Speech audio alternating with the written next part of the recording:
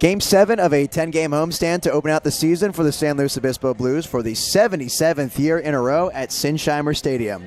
Welcome inside the broadcast booth, ladies and gentlemen. My name is Nate Mills, joined once again by my lovely co-host for the pregame show, Mark Robinson, here to recap last night's loss against the Solano Mudcats. Mark, what did you see from the Blues last evening?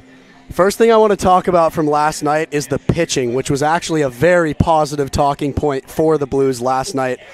We talked about him during yesterday's pregame show. Let's talk more about Cody Albright. Struck out the first 5 batters that he faced. He had 9 total strikeouts on the night. Only allowed 1 hit and 1 walk through the first 4 innings. And like we were talking about last night, he was on a pitch count of 80. He threw 78 pitches through 4 innings, so he was right there on the money.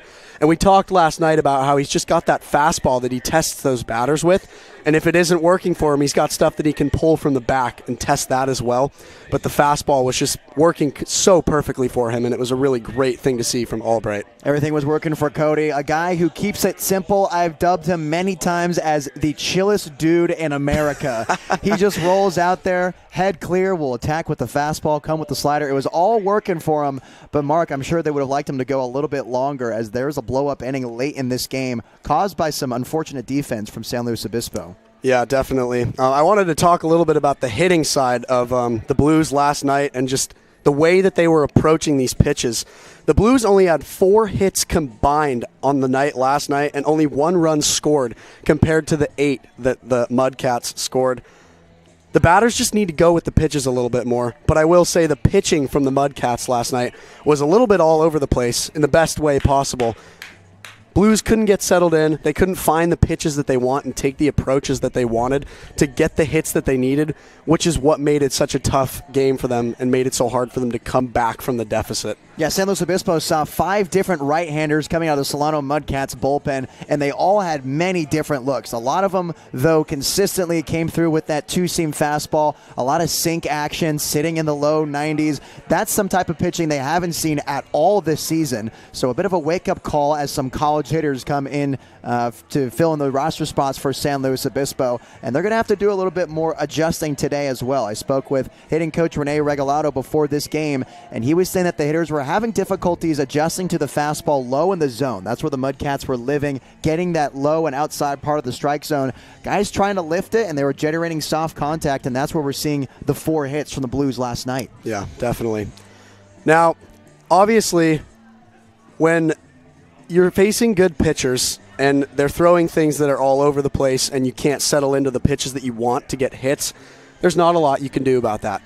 On the other hand, there is something that the Blues still have full control of that they lost last night, and that was their fielding. The Blues had 5 errors last night, just mistakes left and right out on the field. From my perspective, it was overthrows, missed throws. They were moving too fast, and I think today,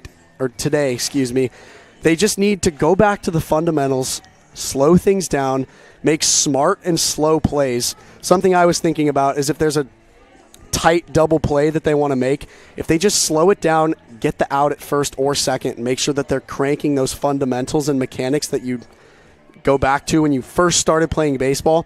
I think working back towards making the smart, slow, good plays that we know they can is what's really going to help them against the Mudcats again today. Wanted to go back to square one tonight on defense, and Dean Traynor certainly moving some pieces around in the outfield and in the infield. We're seeing Brendan Comerford playing first base for the first time today.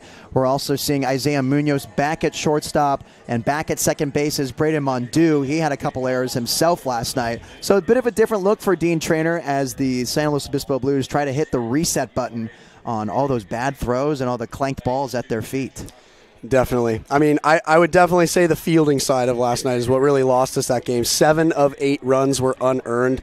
I just think, like I said before, slowing things down, making smart and efficient plays in the field is really going to help the Blues tonight. And I'm really excited to hopefully see them do it on this beautiful Mimosa Sunday. That's right. Here at Sinsheimer. Maybe they should all grab a mimosa. Maybe that'll calm them down a little bit and they'll make smarter plays. All the interns were all wearing our bright yellow mimosa shirts with Mimosa Sunday going on right here. So the logo's got the mohawk on it. Yeah, the wild thing. My shirt is personally a double XL. Brought my towel because I'm swimming in it. That's right. So that's going to do us from here on the pregame show in the broadcast booth. We're going to get you set and take you back down to the field. We'll get a look at the national anthems sung by this guy right here. He's getting ready to warm up those vocal cords by talking about some baseball in the pregame show, and he's going to sing his heart out down there, and you all will be able to hear it on the broadcast. We'll take you back to the field and then come back up here for first pitch on the SLO Blues Streaming Network.